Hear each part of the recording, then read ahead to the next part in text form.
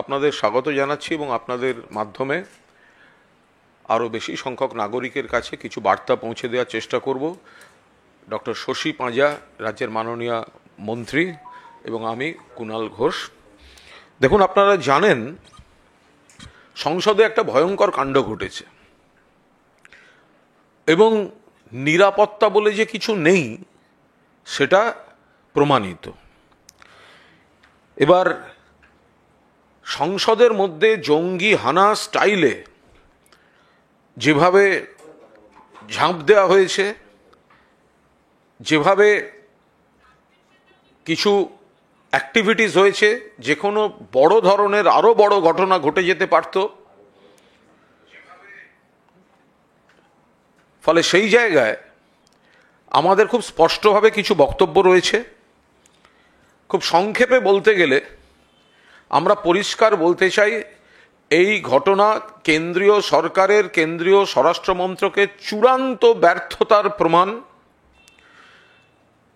যে বিজেপি এমপির পাস নিয়ে এরা ভেতরে ঢুকেছিলেন, প্রতাপ সিম্বা, আমাদের প্রশ্ন, সামান্য একটা প্রশ্নের পাসওয়ার্ড দেওয়ার জন্য যদি মহুয়া মৈত্রর সাংসদ পদ বাতিল করা হয়ে থাকে, একটা পাসওয়ার্ড দেওয়ার জন্য যদি মহুয়া মৈত্রর সাংসদ পদ বাতিল করা হয়ে থাকে, তাহলে আস্ত পাস দুষ্কৃতীদের হাতে দেওয়ার জন্য কেন প্রতাপ সিম্বাকে পার্লামেন্ট থেকে বহিষ্কার করে দেওয়া হবে না এবং তার বিরুদ্ধে লিগাল প্রসিডিংস শুরু হবে না? 2 নম্বর বিষয়, কেন্দ্রীয় স্বরাষ্ট্রমন্ত্রী, তার আর নৈতিক অধিকার নেই ওই পদে থাকার, কারণ নতুন ভবনেও নিরাপত্তা নেই এত কোটি টাকা খরচা করে। এবং এখন তো দেখা যাচ্ছে, কালকে ঘটনার দিন 301 জন কেন্দ্রীয় বাহিনীর নজরদারিতে থাকার কথা সংসদের, 301 জন, কিন্তু কাল ডিউটিতে ছিলেন 176 জন, বাকি শূন্য ফাঁকা। ডিউটিতে যাদের থাকার কথা নেই তারা কোথায়? তারা বাংলার 4 আনা নকুলদানার বিজেপি নেতাগুলোকে পাহারা দিতে দেশের সৈনিকদের ব্যবহার করা হচ্ছে, আধা সেনাদের ব্যবহার করা হচ্ছে। বাংলায় 4 আনার বিজেপি নেতাদের পাহারা দিতে এখানে সেন্ট্রাল ফোর্সকে অপব্যবহার করা যায়। আর যতজন থাকার কথা তার কার্যত অর্ধেকের কিছু বেশি রয়েছে, বাকি নিরাপত্তার সঙ্গে আপোষ করছে এই কেন্দ্রীয় সরকার। এক, স্বরাষ্ট্রমন্ত্রীর ওই চেয়ারে থাকার কোনো অধিকার নেই, অমিত শাহ শুড রিজাইন। আর প্রধানমন্ত্রী নরেন্দ্র মোদী, তাকে সামনে এসে নিজে পার্লামেন্টকে ফেস করে স্টেটমেন্ট দিতে হবে। Narendra Modi should made a statement. He should make a statement before the floor of parliament. He must attend the parliament and he should make a statement before honorable members of parliament. ওরা পার্লামেন্টকে এড়িয়ে যাচ্ছে, টুকরো টুকরো করে divert করার চেষ্টা হচ্ছে। আমরা এর তীব্র নিন্দা করছি। মহুয়াকে তাড়িয়ে দেওয়া হলো, যার প্রমাণ নেই, যে শুধু পাসওয়ার্ড দিয়েছে, আর যে পাস দিয়ে দুষ্কৃতীদের ঢুকিয়েছে, জঙ্গি কায়দায় কাজ করার দুষ্কৃতীদের ঢুকিয়েছে, তার বিরুদ্ধে ব্যবস্থা নেওয়া হলো না। তার প্রতিবাদে আমাদের ডেরেক ওব্রায়ান সহ 15 জন বিরোধী সাংসদের তাদের সাসপেন্ড করে দেওয়া হলো। এটা কোন দেশি বিচার? যার দেয়া পাশে দুষ্কৃতীরা ঢুকলো তাকে সাসপেন্ড করা হলো না। 15 জন including our Derek O'Brien suspend করে দেওয়া হলো। এ তো দলবাজি চলছে। দেশের নিরাপত্তা বিঘ্নিত, আমরা উদ্বিগ্ন এবং সর্বভারতীয় তৃণমূল কংগ্রেস মনে করছে যে স্বরাষ্ট্রমন্ত্রীকে অবিলম্বে ইস্তফা দিতে হবে, পাশাপাশি প্রধানমন্ত্রীকে সামনে এসে দাঁড়িয়ে সংসদের ফ্লোরে তাকে স্টেটমেন্ট দিতে হবে। ডক্টর পাঁজা। কুণালদাকে ধন্যবাদ। গতকালকেই যখন এই ঘটনাটা ঘটেছে এবং তারপরে আমরা প্রেসে স্টেটমেন্টও দিয়েছি। আমরা যে দুটি কারণে কেন প্রেস করলাম গতকালকে আপনারা জানেন, দাদা বলেছেন। এক, আমরা বিরক্ত ছিলাম, আরেকটি আমরা উদ্বিগ্ন ছিলাম। উদ্বিগ্ন ছিলাম কারণ জাতীয় নিরাপত্তার একটা বিষয়, এবং সেইখানে যেভাবে এই 6 জন, এবং আজকে 24 ঘন্টা হয়ে গেছে, এই 24 ঘন্টার পরেও আমরা কিন্তু দেশের প্রধানমন্ত্রী, এখন লোকসভা চলছে, রাজ্যসভা চলছে, কিন্তু দেশের প্রধানমন্ত্রী এই বিষয় নিয়ে এখন অবধি কোনো তার উক্তি, তিনি তার স্টেটমেন্ট রাখেননি। আমরা এইগুলো মণিপুরের বেলা দেখেছিলাম, এবং আরও অনেক সময় দেখেছিলাম তিনি হঠাৎ নীরব হয়ে যান। আজ অবধি তিনি নীরব রয়েছেন, 24 ঘন্টা কেটে গেছে। জাতীয় নিরাপত্তাটা কতটা গুরুত্বপূর্ণ তাদের জন্যে, সেটা এইটা প্রমাণ দেয় তখনই যখন তারা স্টেটমেন্ট দেয়, এবং দেশের সকলেই তো এই প্রশ্নটা করছেন, কি হলো এবং কেন হলো। দেশের স্বরাষ্ট্রমন্ত্রী এখন অবধি তিনি কিন্তু লোকসভা কিংবা রাজ্যসভায় তিনিও স্টেটমেন্ট দেননি। এই জায়গা আমরা দাঁড়িয়ে রয়েছি। দ্বিতীয়ত, গতকালকে যেটা আমরা বললাম, আমরা উদ্বিগ্ন, আজকেও আমরা উদ্বিগ্ন। আমরা বিরক্ত প্রকাশ করেছি গতকালকে, কারণ আমাদের অল ইন্ডিয়া তৃণমূল কংগ্রেস একবারই সিম্বল দেখলে এবং নাম শুনলে তেলে বেগুনি হয়ে যায় বিজেপি, আর তারা উঠে পড়ে লেগেছিল মহুয়া মৈত্রকে কিভাবে বহিষ্কার করা যায়, এবং তার জন্যে রাতারাতি ভীষণ খেটেছে। একটি কমপ্লেটের উপরে এথিক্স কমিটি অত্যন্ত আনএথিক্যাল প্রক্রিয়ার মধ্যে দিয়ে কাজটা করলো, এবং তাকে 8 ঘন্টা আলোচনা দিয়ে বহিষ্কার করে দিল। অর্থাৎ আমরা দেখলাম যে সর্বভারতীয় তৃণমূল কংগ্রেস দেখলো, মহুয়া মৈত্র দেখলো, তিনি দেশের বিভিন্ন নিরাপত্তা জড়িত প্রশ্নগুলোকে নিয়ে তিনি তার বক্তব্য রেখেছেন, তিনি তারপরে তাকে বহিষ্কার করা হয়েছে। সেই জায়গা যেখানে এখনো প্রমাণিত নয়, মহুয়া মৈত্রের বিরুদ্ধে যে অভিযোগ সেটা এখনো প্রমাণ হয়নি, কিন্তু গতকালকে একবারই প্রমাণিত যে পার্লামেন্ট মতো একটি জায়গা যেখানে সবচেয়ে বেশি নিরাপত্তার ব্যবস্থা থাকবে, সেখানে কত সহজে 4 জন বাইরে এবং 2 জন ভিতরে প্রবেশও করে গেল। তাহলে কে দিয়েছে? এই 2 জন ভিজিটর যারা এলো, তাকে পাস দিলেন কে? বিজেপির সাংসদ প্রতাপ সিনহা, তিনি কর্ণাটক থেকে নির্বাচিত, মাইসোরের। এবং যখন পাস দেওয়া হচ্ছে পরিষ্কার লেখা থাকে নাম যে ঢুকছে, এবং he is known to me, সই ছিল এমপির, বিজেপি এমপির। তাহলে তিনি কিন্তু বলছেন আমি তাদেরকে চিনি। তাহলে যদি তাকে চেনেন, আর আপনি হচ্ছেন যেখানে আইন প্রণয়ন হয় সেখানে নির্বাচিত একজন সাংসদ, আর এখানে দায়িত্ব নিয়ে কাজ করতে হয়, কিন্তু গতকালকে যে পাসগুলো আপনি দিয়েছেন যাদেরকে, তারা যে তাণ্ডব করলো লোকসভাতে, তাহলে এই দায়িত্ব জ্ঞানহীনতার জন্যে ভারতীয় জনতা পার্টির এই এমপি, তাকে কেন বহিষ্কার করা হবে না? কারণ এটা জাতীয় নিরাপত্তা নিয়ে প্রশ্ন। সুতরাং এই দাবিটা গতকালকে আমরা বলেওছি, দিয়েছি, আজ অবধি আমাদের এই দাবি এখনও থাকবে, যতদিন না প্রথমে ভারতীয় জনতা পার্টি একটি স্টেপ নেবে, তার মেম্বারকে তারা বহিষ্কার করবেন, আর লোকসভা আরেকটি প্রস্তাব তুলবে যেখানে যিনি পাস দিয়েছেন তাকে বহিষ্কার করা হবে। তবে না বুঝবো যে জাতীয় নিরাপত্তা নিয়ে তারা যথেষ্টভাবে উদ্বিগ্ন। দ্বিতীয় কথা, কুণালদা বলেছেন, আবারও আমরা সেটাকে বলছি যে আমরা জানি, আমরা এখান থেকে নির্বাচিত, আমরা আমাদের বিধানসভায় যখন যাই, আমরা জানি যে কোনো house belongs to the opposition. ঠিক সেইভাবে লোকসভা রাজ্যসভাও তাই। এটা পার্লামেন্টারি ডেমোক্রেসি বলে যে সংসদ কিন্তু বিলং করে অপোজিশনকে, অর্থাৎ অপোজিশন বলার একটা জায়গা, প্রতিবাদের জায়গা থাকবেই। জাতীয় নিরাপত্তা নিয়ে যদি না প্রতিবাদ করে, গতকালকে যে বিঘ্ন হয়েছে, তাহলে কিসের নিয়ে প্রতিবাদ করবেন? আজকে আমরা কি দেখলাম? House belongs only to BJP, BJP এমপিরাই শুধুমাত্র থাকবে।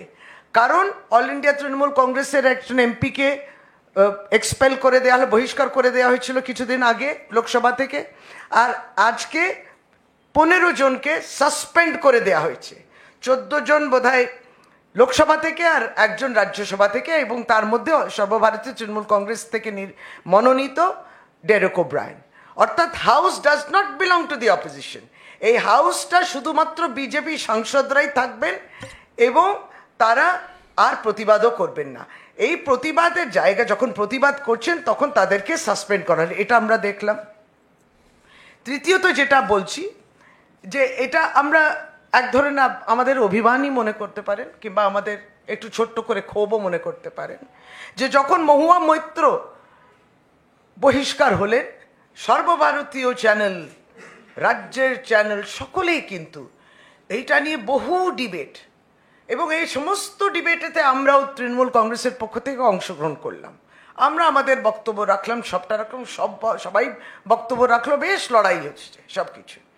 গতকালকে জাতীয় নিরাপত্তার এই উদাহরণ, যেদিনকে সবচেয়ে বেশি অ্যালার্ট থাকা উচিত পার্লামেন্টে, 2001 সালে একটা আক্রমণ হয়েছিল এবং ওই পার্লামেন্ট এবং এমপিস বাঁচাতে গিয়ে কিছু মানুষ শহীদ হয়েছে। না, এতটা তাৎপর্যপূর্ণ গুরুত্বপূর্ণ দিনেতে নিরাপত্তার কি অবস্থা ছিল সকলেই জানেন। হোক, এটা নিয়ে চর্চা, ডিবেট, আলোচনা তো হবে, কিন্তু কাপুরুষ বিজেপি এই ডিবেট যদি হয়, আপনারা কেন বললেন যে আপনারা এগুলোতে অংশগ্রহণ করবেন না? আর তাদের অংশগ্রহণ, তাদের অনুপস্থিতি, কিছু কিছু মিডিয়া সেটা গ্রহণ করতে পারলো না। হঠাৎ 2024-এ কোন জোট হবে, কোথায় কি রেজাল্ট হতে পারে, সাউথ ইন্ডিয়াতে কীরকম হচ্ছে, নর্থ ইন্ডিয়াতে কি রেজাল্ট হতে পারে। গতকালকের এই বিশাল ঘটনা, বড় ঘটনা, একবারই সিকিউরিটি ল্যাপসও বলবো না, একবারই ব্রিচ টোটাল। যদি পার্লামেন্টে এটা হতে পারে, ভারতবর্ষ সুরক্ষিত নয়। সেই জায়গায় আমরা দেখলাম মিডিয়ার ওই আলোচনাগুলোতে যতটুকু আলোচনা হয়েছে, সর্বভারতীয় তৃণমূল কংগ্রেস নিশ্চয়ই ছিল, অপোজিশন দলগুলো ছিল যারা অপোজিশন টু বিজেপি, কিন্তু বিজেপি তারা অনিচ্ছা প্রকাশ করেছেন অংশগ্রহণ করার জন্য।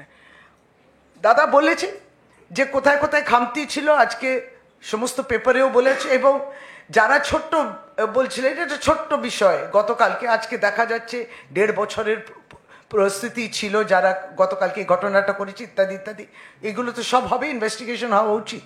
কিন্তু আগে গোড়াই ধরে নিতে হবে, যিনি বলেন আমি তাকে চিনি, আমি পাস দিলাম, সে ভিজিটারে এলো, ভিজিটার হিসেবে তাকে আগে এক্সপেল করা হোক, এই দাবিটা যেমন রইল। তারপরে নিশ্চয়ই এই সমস্ত সিকিউরিটি অ্যারেঞ্জমেন্টসগুলো কেন এত অভাব ছিল, কেন এই ক্যানিস্টার ইত্যাদি নিয়ে চলে এলো, এই সবটাই চলে আসবে। আমরা রাজ্য থেকে এটাও আবার জোরালো বিষয়টা তুলে ধরতে চাইছি যে সংসদ হলো, নতুন সংসদে তো নিশ্চয়ই নতুনভাবে আরও টেকনোলজিক্যাল অ্যাডভান্সমেন্ট নিয়ে সিকিউরিটি থাকবে, তো ছিল না দেখা গেল। এখন বহু অভিযোগ সাংসদরাও করছেন, একই গেট দিয়ে প্রবেশ করছেন তারা, একই গেট দিয়ে ভিজিটার্সও ঢুকছে, কিভাবে ফ্রিস্কিং হচ্ছে সবটাই জানছে। এই এতগুলো তথ্য তারা দিলেন যে কত লেয়ারের সিকিউরিটি থাকা উচিত, এগুলো তো আলোচনা চলছে। এত খরচা যে হলো, সংসদ বানাতে গিয়ে এত খরচা যে হলো, নিরাপত্তার জন্যও যে ফান্ডসটা দেয়া হলো, আপনারা তো বঞ্চিত করেছেন কিছু কিছু রাজ্যগুলোতে, এবং সেই রাজ্যগুলোকে আরও বঞ্চিত করেছেন, যেমন পশ্চিমবাংলাকে, যেখানে তারা জিততে পারেননি। পশ্চিমবাংলার মানরেগা ফান্ডস বঞ্চিত, এখনো পায়নি। গরিবের ঘর পশ্চিমবাংলায় হবে না, কারণ রাজনৈতিক বদলা এটা না জেতার জন্যে 2021-এ। ফলে এইটা হলো, কুণালদা বললেন যে নেতৃত্ব যারা রয়েছেন ভারতীয় জনতা পার্টির, তাদের কতটা গুরুত্ব দিয়ে কত সিকিউরিটি, তাদের সিকিউরিটি, এই সিকিউরিটিগুলোকে ওখানে নিয়ে যান, লোকসভা এবং রাজ্যসভা পার্লামেন্টগুলোকে গার্ড দেওয়ার জন্য এখানে এত সিকিউরিটি তাদেরকে দেয়া হয়। এবং তাই আমরা আজকে দুঃখ প্রকাশ করি, আবারও রাজ্যের পক্ষ থেকে আমাদের এটাই বক্তব্য যে এত বড় জাতীয় নিরাপত্তা এবং জাতীয়তাবাদীকে তারা, পুলওয়ামা ঘটনা যখন ঘটে, ইন্টেলিজেন্স ফেলিয়ার হয়েছে নাকি ইন্টেলিজেন্স ইনপুট দিয়েছিল কিন্তু সেটাকে কর্ণপাত করা হয়েছে? সত্যপাল মল্লিক এটা নিয়ে বলেছেন, তিনি ওই সময় গভর্নর ছিলেন যেই সময় ঘটনাটা ঘটেছিল 2019 সালে। তাহলে তার মানে পুলওয়ামা হলো, তারপর বালাকোট সার্জিক্যাল স্ট্রাইকও হলো, নির্বাচনও হলো, আর একটি দল জিতেও গেল। এটা তো এখনো প্রশ্নের মুখে। 40 জন শহীদ হলেন, কিসের দাম তারা দিলেন? তাহলে সেই জায়গায় স্বরাষ্ট্রমন্ত্রী তখনও দায়িত্ব নিয়েছিলেন এটার, প্রধানমন্ত্রীকে তখনও দায়িত্ব নিয়েছিলেন। গতকালকের দায়িত্বটা প্রধানমন্ত্রী নেবেন, গতকালকের দায়িত্বটা নিয়ে স্বরাষ্ট্রমন্ত্রী নেবেন। এই প্রশ্নগুলো করার জন্যে সাসপেন্ড করে দেওয়া হচ্ছে।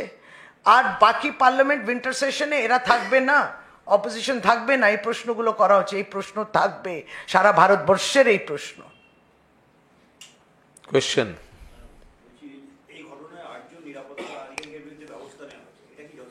যথেষ্ট নয়। আমরা প্রথমেই বলেছিলাম, গতকাল থেকে বলে আসছি, এই নজর ঘোরাতে কয়েকজন নিরাপত্তা আধিকারিকের উপর ব্যবস্থা নেওয়া হবে।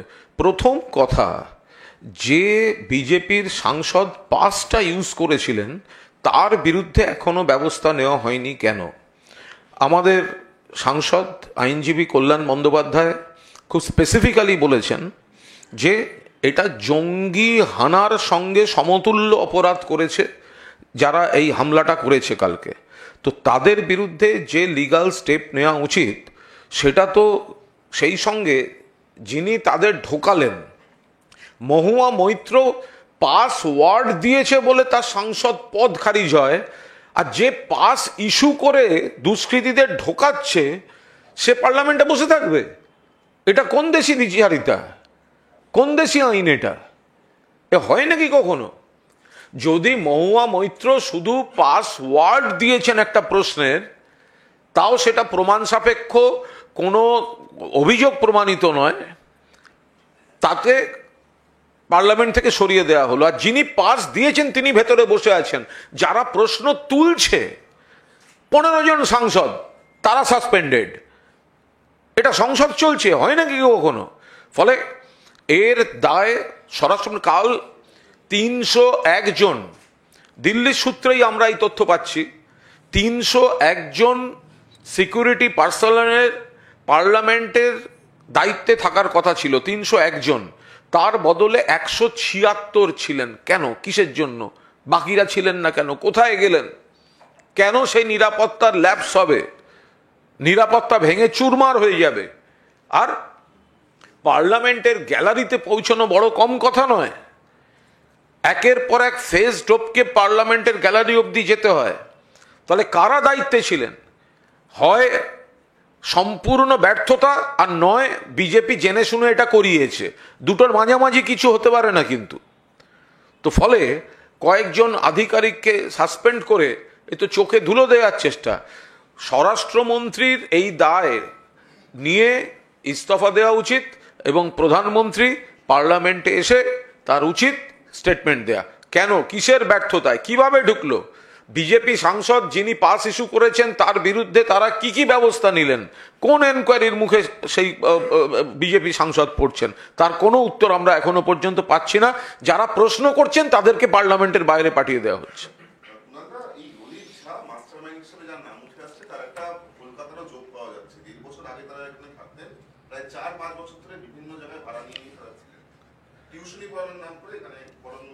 এখন কোনো ব্যক্তি সারা ভারতের বিভিন্ন জায়গায় ছিলেন, একটা গণতান্ত্রিক রাজ্য, সেখানে কে এখানে সব দল, সব মত, সবের মানুষ থাকেন। এখন ললিত ঝা কখন কোন উদ্দেশ্যে ভারতবর্ষের কোন রাজ্যে গেছেন, কখন এসে কলকাতায় ছিলেন, আদৌ ছিলেন কিনা, থাকলে কেন ছিলেন, এগুলো মূল সমস্যা থেকে নজর ঘোরাবার কথা। ললিত শাহ কি করে গ্যালারি অবধি গেল আর ঝাঁপ দিল, এইটা হচ্ছে আসল কথা। সে ছোটবেলা তার জন্ম, তার জীবনী পড়তে বসিনি কিন্তু আমরা এখন, ইতিহাস বইতে তার জীবনী লেখা নেই যে তার জন্ম হয়েছিল এত সালে, তার ঠাকুরদাদা এই ছিলেন, বাবা এই ছিলেন, মা এই ছিলেন, ছোটবেলা থেকে বড় হয়েছেন, তার ইচ্ছা ছিল অমুক হবেন, কিন্তু শেষ পর্যন্ত তিনি গিয়ে পার্লামেন্টে ঝাঁপ দিলেন। তো এই যে ঝাঁপটা দিলেন, এটাই তো বিচার্য। একটাই সংশোধনী, ললিত ঝাকে এখনো পায়নি ওরা, ওটা অন্য। হ্যাঁ, সে যে পায়নি বলে এখানে কলকাতার যোগ, এখন কলকাতার যোগ বলে যেটাকে ঘুরিয়ে দেওয়া হচ্ছে। তো সুতরাং সেটা আদৌ কলকাতার যোগ কি যোগ নয়? সারা ভারতবর্ষের অন্যান্য রাজ্যেও ছিলেন, যা যা গল্প শোনা যাচ্ছে সে অন্য জায়গাতেও ছিল। তা এখন কেন ছিল, কোথায় ছিল, এগুলো বড় কথা হতে পারে না।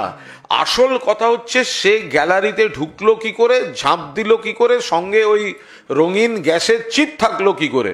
ফলে বিষয়টা হচ্ছে সংসদের নিরাপত্তার। সে তার অতীত জীবনে ভারতবর্ষের কোন কোন রাজ্যে ঘুরে বেরিয়েছে, আগে তাকে ধরো, তার কাছ থেকে জিজ্ঞাসাবাদ করো। তার থেকে বড় কথা, যে তাকে ঢুকিয়েছে, যা এই হামলাকারীদের ঢুকিয়েছে, তাকে আগে ধরা হোক। যে আপনি বলছেন চিনি, আপনি কতটা চেনেন, কিভাবে চেনেন, এই প্লটের পেছনে আপনি বা আপনার পার্টি জড়িত কিনা, এগুলো তো আগে সামনে আনতে হবে।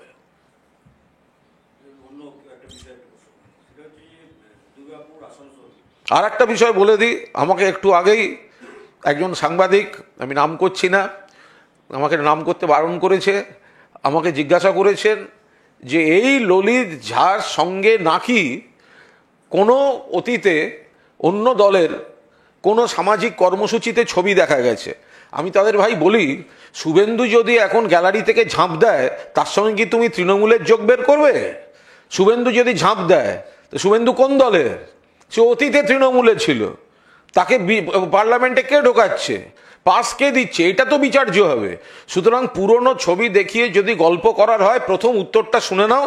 শুভেন্দু ঝাঁপ দিলে যেমন ওটা তৃণমূলের দায় হতে পারে না, ওটা বিজেপিরই দায়, তেমনি লোকসভায় যা হয়েছে তার জন্য বিজেপি দায়ী, এর সঙ্গে পৃথিবীর অন্য কারুর কোনো সম্পর্ক নেই। হ্যাঁ, নেক্সট। রানীগঞ্জের প্রাক্তন তৃণমূল বিধায়ক, তার বাড়িতে 18 ঘন্টা ধরে তল্লাশি, হাইকোর্ট হানা, এটাকে আপনি প্রথম কথা, ইনভেস্টিগেশন বোধহয় তার হ্যাঁ, একটা অনগোয়িং ইনভেস্টিগেশন যেটা চলছে, হ্যাঁ, তো সেটা করবে। শুধু একটাই সমস্যা হচ্ছে, আমরা বলি তদন্ত তদন্তর মতো চলবে, কিন্তু বিষয়টা হচ্ছে বিজেপির নির্দেশে তদন্ত চলে, আর বিজেপি নেতাদের বাড়িতে তদন্তগুলো হয় না। এইটা হচ্ছে তফাৎ।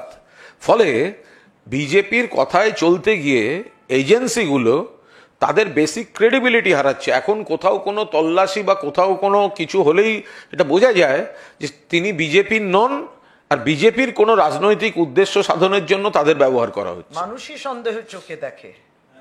এই প্রসঙ্গে যে পয়লা বৈশাখ কাণ্ড, ভবানীপুর, আসানসোল, মালদা, আরো জায়গায় একযোগে সিবিআই গত কয়েকদিন আগে রাজ্য বিজেপি দপ্তরের সামনে একটা বিক্ষোভ হয়েছে, আপনাদের মাধ্যমেই দেখেছি এবং তার ভিডিও ফুটেজও আছে। সেখানে বীরভূমের বিজেপি নেতারা বলছেন যে তাদের নেতারা এই কয়লা কাণ্ড, বালি পাচারকারী, এদের সঙ্গে জড়িত হয়ে পড়ছেন এবং বিপুল পরিমাণ টাকা তুলছেন। তাহলে বিজেপি অফিসের সামনে বিক্ষোভ হচ্ছে, বিক্ষোভ করছেন বিজেপির কর্মীরা, বলছেন বিজেপি নেতারা বালি কয়লা পাচারকারীদের কাছ থেকে টাকা নিচ্ছেন এবং তারা ন্যায় বিচার চাইতে তাদের ঊর্ধ্বতর নেতৃত্বের কাছে আসছেন। তো সিবিআই সেগুলো দেখতে পাচ্ছে না, সেগুলো শুনতে পাচ্ছে না। যারা এই অভিযোগগুলো করছেন তাদেরকে তো জেরা করে, যাদের বিরুদ্ধে অভিযোগ তাদের বাড়িতে রেড হওয়া উচিত। এটা কোথায় হচ্ছে? বিজেপি অফিসের সামনে। অভিযোগ কারা করছে? বিক্ষোভ কারা দেখাচ্ছে? বিজেপি নেতৃত্ব বিক্ষোভ দেখাচ্ছে। কি বলছেন? যে বীরভূমে বালি কয়লা পাচারকারীদের সঙ্গে বিজেপি নেতাদের আঁতাত হয়ে গেছে এবং সেখান থেকে তারা বিপুল টাকা তুলছেন এবং টাকার ফিগার বলে দিচ্ছেন তারা। তো সিবিআই দেখতে পাচ্ছে না, ইডি দেখতে পাচ্ছে না, বিজেপির সঙ্গে তো তাদের আঁতাত আছে।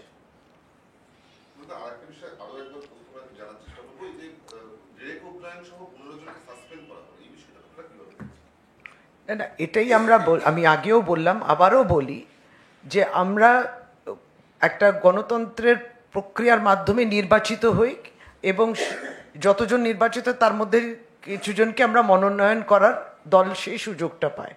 ফলে কোথাও কেউ সাংসদ লোকসভাতে, কিংবা সাংসদ রাজ্যসভাতে, কিংবা আমরা আমাদের রাজ্যে এমএলএ ইত্যাদিতে, এইটাই। কিন্তু সব জায়গায় একটি সংবিধান চলে এবং সেটা হচ্ছে যে যখন সে লোকসভায় বসুন কিংবা রাজ্যসভায় বসুন কিংবা পশ্চিমবাংলার অ্যাসেম্বলিতে বসুন, the house belongs to the opposition.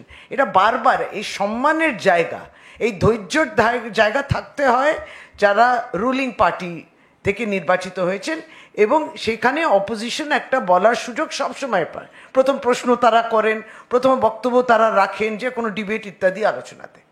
জাতীয় নিরাপত্তা বলে একটি বিষয়, সেখানে ডেরেক ওব্রায়েন নিশ্চয় তার নেতৃত্বের প্রতিবাদ চলছিল রাজ্যসভাতে, তা এটা সত্যিই তো গুরুত্বপূর্ণ বিষয়, কিন্তু এইটাকে চাপা দেওয়ার জন্যে আরও বিশ্লেষণ তারা করছিলেন, গুরুত্বপূর্ণ প্রশ্ন করছিলেন। এটা দেশের মানুষও তো জানবে, দেখবে যে কী হচ্ছে, কারণ এখন তো লাইভ স্ট্রিমিং হয়।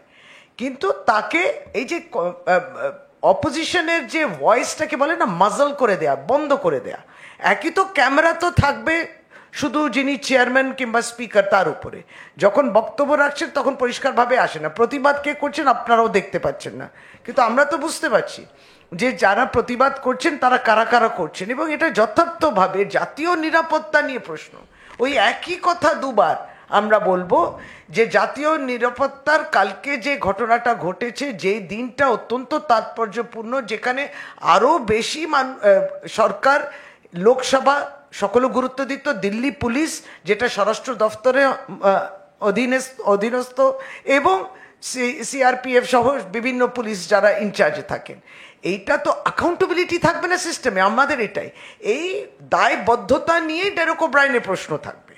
যেই দায়িত্ব নিয়ে তারা একটা, এখন অবধি প্রমাণ হয়নি, মহুয়া মৈত্রকে বহিষ্কার করা হলো, এখন অবধি প্রমাণিত নয় সেটা, যে দুটি অভিযোগ তার বিরুদ্ধে দিচ্ছে, তার মধ্যে একটা সেটা বলছে যে log in ID pass share করেছে বলে জাতীয় সুরক্ষার বিষয়গুলো বাইরে চলে গেল। আর আপনি এখানে বিজেপির একজন এমপি, তিনি লিখে দিচ্ছেন পাসে, ইজ নোন টু মি, এই পাস দুটি তাকে দেয়া হোক, তাকে প্রশ্ন করা হবে না যে আপনি পাস দিয়ে যাকে ঢুকিয়ে দিলেন এবং তারপরে এই কর্মকাণ্ডটা যে হলো তার জন্য তিনি অ্যাকাউন্টেবল নয়? অ্যাকাউন্টেবিলিটি থাকবে না কেন? কেন দায়বদ্ধতা থাকবে না? তার উপর বর্তায় অবশ্যই। আপনি বলেছেন নন টু মি, এবং তাকে কীরকম বিজেপি প্রোটেকশন দিয়ে দিল, কি করে হয়? এই দুটোর মধ্যে কোনো মেল আছে? ফলে আমরা এটা বলছি যে অন্যায্যভাবে বিজেপির অপোজিশনে যারা আছেন তাদেরকে বলতে না দেয়া, এবং বললেই সাসপেন্ড করে দেয়া। আর দ্বিতীয়ত হচ্ছে যে আইন কিন্তু দুটো ক্ষেত্রে ভিন্ন থাকছে। যখন অপোজিশনের এমপি থাকে তখন একরকম আইন, আর যখন বিজেপির থাকে তখন রমেশ বিদুরিও থাকে পার্লামেন্টে, ব্রিজভূষণ শরণ সিংও থাকে পার্লামেন্টে, এথিক্স কমিটিও বসে না, প্রিভিলেজেস কমিটিও বসে না, ভিন্ন ভিন্ন আইন, নেকেড ট্রুথ, এটাই বাস্তব। এইভাবে পার্লামেন্টটাকে তারা, এই ডেমোক্রেসিকে নষ্ট করছে ভারতীয় জনতা পার্টি, এবং নিশ্চয়ই এটা পলিটিক্যাল সিগন্যাল বলে আজকে এইভাবে চলছে লোকসভা এবং রাজ্যসভা। আর এটা আমরা অনর খুব সরলীকরণ করলে পাসওয়ার্ড দিলে শাস্তি হয়, দুষ্কৃতীদের পাস দিলে শাস্তি হবে না কেন? পাসওয়ার্ড দিলে শাস্তি হচ্ছে, পাসওয়ার্ড যদি কেউ দেয় শাস্তি হলো মহুয়ার, যদিও তার দোষ প্রমাণিত নয় এবং পাসওয়ার্ড কোনো দুষ্কৃতীকেও দেয়া হয়েছে বলে প্রমাণিত নয়, প্রশ্ন সংক্রান্ত। তাহলে পাসওয়ার্ড দিলে সেটাকে জাতীয় সুরক্ষার সঙ্গে তুলনা করে তার সদস্যপদ খারিজ হচ্ছে, আর পাস দিয়ে দুষ্কৃতী ঢোকালে তাকে জামাই আদর করে বসিয়ে রাখা হচ্ছে। এই দ্বিচারিতা এই বিজেপি করছে, আমরা তার প্রতিবাদ করছি।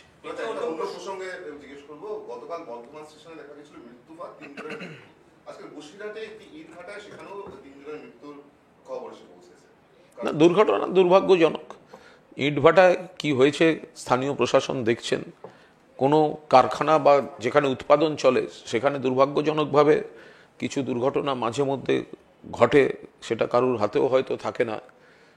সেখানে কোনো গাফিলতি ছিল কি ছিল না সেগুলো নিশ্চিতভাবে স্থানীয় প্রশাসন দেখছে। আমি একটা বলি আপনাকে, প্রশাসনিক দিক দিয়ে ইটভাটা নিয়ে সরাসরি মুখ্যমন্ত্রীরও নজর রয়েছে, এবং ইটভাটাতে যে পরিবার কিংবা সেই বাচ্চারা থাকে, সেই বাচ্চাগুলোকেও আমরা যুক্ত করি আইসিডিএস সেন্টারের জন্য। আমাদের যে মানবিক সরকার, আমরা এটা একটাই দোষ আমাদের, আমরা বলি না, বলা হয়নি। যখন ছিটমহলটা হলো তখনও কিন্তু এই ছিটমহলে যে আইসিডিএস সেন্টার্সগুলো, কোনটা বাদ চলে গেল, কোনটা এদিকে, এতটা মাইনিউট লেভেলে কাজ হয়। ইটভাটা নিয়ে দিদির আলাদা চিন্তা ভাবনায় বিগত দিনগুলোতেও তিনি প্রকাশ্যে সেটা বলেছেন। তাদের সম্মান, তাদের স্বাস্থ্য, তাদের শিক্ষা এবং সব দিক দিয়ে তিনি দেখেছেন। সুতরাং ইটভাটার যে প্রশ্নটা আপনি করেছেন ঠিক আছে, কিন্তু আমরা বলি যে কোনো সরকারই এত গুরুত্ব সহকারে ইটভাটার বিষয়গুলো দেখেনি।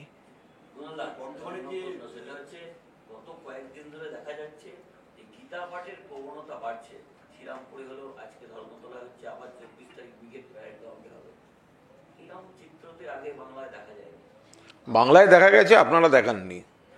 তৃণমূল পড়লে আপনারা দেখান না, অন্য কেউ পড়লে আপনারা সেটাকে রাজনৈতিক ইভেন্ট বানিয়ে দেন। তার কারণ হচ্ছে এই রাজ্যে সমস্ত ধর্মের অনুষ্ঠান, এই যে গীতা পাঠ, প্রবচন, হিন্দুদের যা যা আছে তো হয়, ইসলাম ধর্মের যা যা আছে বিভিন্ন অনুষ্ঠান, খ্রিস্ট ধর্মের যা যা আছে সবই হয়, চিরকাল হয়ে এসছে। এই তো সামনে তৃণমূল বড়দিন কংগ্রেস আসছে। অফিসিয়ালি এসব তো কোনো রাজনৈতিক দল তো করে না, বিভিন্ন অর্গানাইজেশন করলে তৃণমূলের নেতা নেত্রী তাদেরকে আমন্ত্রণ করেন, তারা পার্টিসিপেট করেন, হয়ে এসছে। বাংলায় দুর্গাপুজো হয়ে এসছে, আপনারাই বলে এসছেন, বিজেপি নেতাদের ছবি দেখিয়েছেন বাংলায় দুর্গাপুজো হয় না। যতক্ষণ না ইউনেস্কো তার স্বীকৃতি দিয়েছে ততক্ষণ বিজেপি নেতাদের এই আন্তাবড়ি কথাগুলো আপনারা প্রচার করেছেন। তো এখন বিজেপি তৃণমূলের মূল রাজনীতিটা হচ্ছে রুটি কাপড়া আর মাকানের, মানুষের উন্নয়নের। তার সঙ্গে যারা যা ধর্ম পালন করেন তাদের সম্মান দেওয়া, তাদের অনুষ্ঠানে আমন্ত্রণ করলে যাওয়া।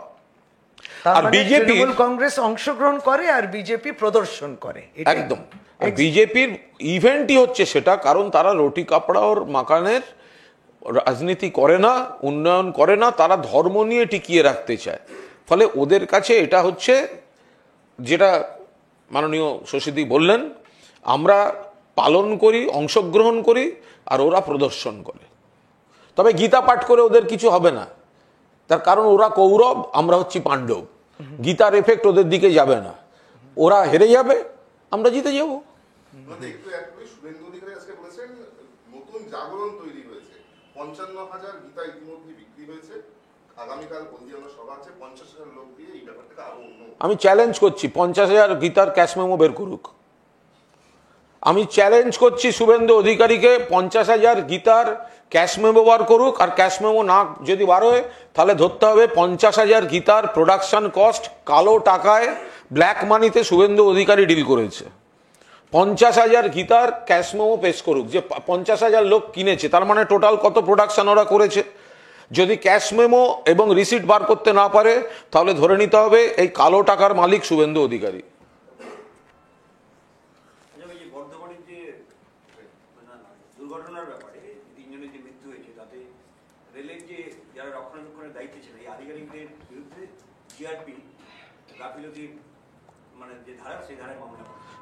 দেখুন, রেলটা গোটাটাই বিপর্যস্ত হয়ে আছে, রেল অ্যাক্সিডেন্ট হচ্ছে। এমন দিনও দেখতে হলো, দুটো রেলের ধাক্কা অতীতে জানতাম, বিজেপি সরকার 3টে রেলের ধাক্কা দেখিয়ে দিয়েছে। মালগাড়ি দুর্ঘটনায় পড়ছে, যাত্রী ট্রেন দুর্ঘটনায় পড়ছে, লোকাল ট্রেন টাইমে যাতায়াত করে না, ট্রেনের ভেতরে জল খাবার মেনটেন্যান্স বলে কোনো ব্যাপার নেই, গোটা রেল পরিকাঠামোটা ভেঙে পড়েছে। আর সরকারের ফোকাসে যে রেল নেই সেটা প্রমাণ করে দিয়েছে, রেল বাজেটটার যে একটা আলাদা অস্তিত্ব বা সম্মান ছিল রেলের, সেটাও এই সরকার বন্ধ করে দিয়েছে। ফলে এটা শুধুমাত্র স্থানীয় স্তরের কয়েকজনকে সাসপেন্ড করে, অ্যারেস্ট করে, মামলা করে হবে না, গোটা রেলটাকে বিপর্যয়ের মুখে ঠেলে দিয়েছেন। মাননীয় মুখ্যমন্ত্রী যখন রেলমন্ত্রী ছিলেন তখন এই দুর্ঘটনা রোধক ডিভাইস, স্টেশনগুলির উন্নতি, নতুন লাইন, মেনটেনেন্স, যে যে স্কিমগুলি নিয়েছিলেন এই সরকার তো সেগুলো সব বন্ধ করে দিয়েছে। ফলে এই সরকার গোটা রেল ব্যবস্থাটার ক্ষতি করছে। দাদা বলেছেন, তার সঙ্গে একটাই জাস্ট লাইন যুক্ত করে দিয়ে প্রশ্নে, সেটা হচ্ছে যে উল্টো দিকে আমাদের তৃণমূল কংগ্রেসের যারা স্থানীয় নেতৃত্ব তারা একেবারেই শুশ্রূষ এবং পরিবারগুলোকে দেখা এবং তাদেরকে হাসপাতালে নিয়ে যাওয়া, হাসপাতালে যে ট্রিটমেন্ট ঠিক মতো আছে কিনা সবটা দেখা, স্থানীয় নেতৃত্ব এবং আমাদের ছেলেরা সবাই সংগঠন সকলেই এটা করছেন।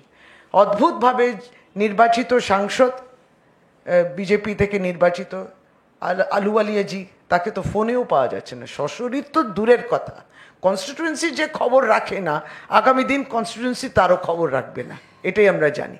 সুতরাং তাকে দেখা যাচ্ছে না, তিনি অ্যাবসেন্ট। ফলে দাদা বলেছেন সবটা, রেল নিয়োগও হয় না, অনেক কিছু রেলের গাফিলতি, সর্বভারতীয় তৃণমূল কংগ্রেস নির্লিপ্তে কাজ করে গেল। এটা আপনারা বলবেন যে আমাদের নেতৃত্ব যা কাজ করছে ওখানে একবারই পড়ে থেকে তাদেরকে দেখাশোনা, পরিবার এবং যিনি আহত তারা হাসপাতালে, সবটাই সে তার পরিবার যেটা বাড়িতে রয়েছে সবটা। কিন্তু এই দায়িত্বগুলো জনপ্রতিনিধিদের হয়, আর জনপ্রতিনিধি যিনি নির্বাচিত হয়েছেন, নির্বাচনের সময় তো বড় বড় কথা, কিন্তু তারপর আর তার দেখা নেই। একটি ভিডিও প্রকাশ্যে এসেছে কেএলও নেতা জীবন সিং এর, এবং সেখানে বলছেন তিনি যে কামতাপুরীদের উপর আক্রমণ হচ্ছে, তাদের 2 নেতা তাদের পুলিশ আটক করেছে এবং তাদের উপর নির্যাতন চালানো হচ্ছে। আমরা এখন শান্তি প্রক্রিয়ার মধ্যে রয়েছি, কি বলবেন? শান্তি প্রক্রিয়া সবচেয়ে বেশি তৃণমূল কংগ্রেস কিংবা রাজ্যের নির্বাচিত মুখ্যমন্ত্রী চেয়েছেন, নালে তো উত্তরবঙ্গে তো ভাগ করে দিয়েছিল, বামপন্থীরা যখন 2011-তে বেরিয়ে যাচ্ছিল, জঙ্গলমহল আরেক দিকে হাঁটছিল, সবটা তো জুড়েছেন তিনি। এই সমস্ত বিষয়টাই তিনি দেখবেন, কোনো ডিভিশন হবে না। এগুলো সব বিজেপি গিয়ে প্ররোচনা দেয়, ডিভিজিভ মেন্টালিটি একটা দিয়ে দেয়, তাদের মধ্যে উস্কিয়ে দেয়। এগুলো দিয়ে হবে না, ডিভিশন দিয়ে কিছু হবে না।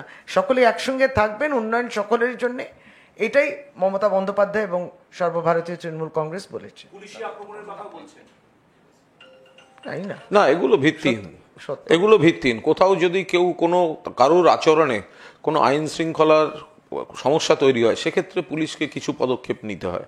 কিন্তু কোনো গণ আন্দোলনের ক্ষেত্রে পুলিশ এই ধরনের ব্যবস্থা নিচ্ছে। যদি কেউ কোনো বিভেদ ছড়াবার পলিটিক্স করেন, যদি কেউ বিষ ছড়ানোর পলিটিক্স করেন, সেক্ষেত্রে পুলিশকে নিশ্চিতভাবে ব্যবস্থা নিতে হয়। ফলে কেস টু কেস না দেখে এই ধরনের অভিযোগ করা ঠিক নয়। বিজেপি যায়নি তো, তাই জন্য বিজেপি যায়নি ওখানে। বললাম, এক্ষুনি বললাম, আপনি ধন্যবাদ, এটা আমার যুক্ত করে দেওয়া উচিত ছিল। বিজেপি যায়নি, তৃণমূলের নেতা, স্থানীয় নেতারা আছে, বিজেপির এমপি যায়নি। রাজ্যপাল বর্ধমানে ওই আলুওয়ালিয়ার টিকিট পাবেন না, রাজ্যপাল চেষ্টা করছে আলুওয়ালার জায়গায় টিকিট পেতে, ওই জন্য আলুওয়ালিয়ার বদলে নিজে ছুটে গেছে। বিধানসভায় জাতীয় সঙ্গীত অবমাননা এই মামলায় বিচারপতি জয় সেনগুপ্ত বিজেপি বিধায়কদের আপাতত স্বস্তি দিয়েছেন। তিনি নির্দেশ দিয়েছেন আগামী বৃহস্পতিবার পর্যন্ত, সামনের বৃহস্পতি, এক সপ্তাহ পুলিশ কোনো কড়া পদক্ষেপ করতে পারবে না। আমি এ ব্যাপারে খুব স্পষ্ট করে বলি, মাননীয় বিচারপতি জয় সেনগুপ্ত আমরা শ্রদ্ধা করি, মহামান্য হাইকোর্টকে আমরা শ্রদ্ধা করি, কিন্তু জাতীয় সঙ্গীত নিয়ে মাননীয় বিচারপতি জয় সেনগুপ্তর এমন কিছু মন্তব্য আছে যেটা দেখলে মনে হচ্ছে উনি জাতীয় সঙ্গীত অবমাননাকারীদের প্রশ্রয় দিচ্ছেন। কারণ উনি বলছেন কখন গাওয়া হয়, কেন গাওয়া হলো, ফাঁদে ফেলতে গাওয়া হলো কিনা। উনি তৃণমূল কংগ্রেসের রাজনৈতিক কর্মসূচিগুলো সম্পর্কে ন্যূনতম ধারণা নেই। মমতা বন্দ্যোপাধ্যায়ের যে কোনো কর্মসূচিতে ঘোষিত কর্মসূচিগুলি শেষ হয় জাতীয় সঙ্গীত দিয়ে, সেটা আজ নয়, সেটা চিরকাল। মমতা বন্দ্যোপাধ্যায় যে রাজনৈতিক কর্মসূচি করেন, যে রাজনৈতিক শিক্ষা তৃণমূল কংগ্রেসের কর্মীদের দিয়েছেন, কোনো ঘোষিত বড় কর্মসূচি শেষ হয় জাতীয় সঙ্গীত দিয়ে। এবারও বিধানসভায় যে ধর্না ছিল 3 দিনের, সেটা 3 দিনের ধর্নাটির শেষের সময় জাতীয় সঙ্গীত গাওয়া হয়। তো সুতরাং মহামান্য বিচারপতি যদি বলেন ফাঁদে ফেলতে গাওয়া হলো, কেন গাওয়া হলো, এটা কিন্তু সম্পূর্ণ দুর্ভাগ্যজনক। মাননীয় বিচারপতি তিনি না জেনে ব্যক্তিগত বিদ্বেষজনিত কোনো মনোভাব তিনি তৃণমূলের ক্ষেত্রে খোঁজখবর না নিয়ে বিজেপির যারা জাতীয় সঙ্গীতকে অবমাননা করেছে তাদের প্রতি একটা প্রশ্রয় তার বক্তব্যে প্রকাশিত হয়ে পড়েছে। একটা বিষয়, ইডি দাবি করছে যে বাকিবুলের 2 স্ত্রী তার চালকের অ্যাকাউন্টে সরকারি টাকা ধান বিক্রির নামে প্রচুর কোটি কোটি টাকা। এটা তদন্তের বিষয়, এ বিষয়ে আমরা বলবো না। শুধু এইটুকু বলবো যে সেন্ট্রাল এজেন্সি এখন যেগুলি বলছে বা যেগুলি কোর্টে পেশ করছে, এগুলি ধ্রুবসত্য, এগুলো মনে করার কোনো কারণ নেই। কারণ আমরা অতীতেও দেখেছি যে কাউকে কাউকে গ্রেফতারের ক্ষেত্রে কোর্টে যত বড় বড় কথা, যত রকম অপরাধের কথা বলা হয়েছিল, পরবর্তীকালে বিচারপতিরাই জিজ্ঞাসা করছেন যে বিনা প্রমাণে আর কতদিন আটকে রাখবেন, আপনাদের অগ্রগতি কোথায়, তথ্য কোথায়, প্রমাণ কোথায়, এভাবে আটকে রাখা যায় নাকি। এবং একাধিক ব্যক্তি জামিন পেতে শুরু করেছেন। এটা বিজেপির রাজনৈতিক এজেন্ডা, এই কুৎসা করা, একটা গল্প দিয়ে দেয়া, সেটা এজেন্সির মাধ্যমে এনে একটা সত্যতার বাতাবরণ তৈরি করা, মানুষকে বিভ্রান্ত করার চেষ্টা। যখন ট্রায়াল চলবে তার পরতে পরতে পরতে পরতে ফেজ ওয়াইজ জানা যাবে এগুলো আদৌ ঠিক না ঠিক নয়। Thank you. Thank you.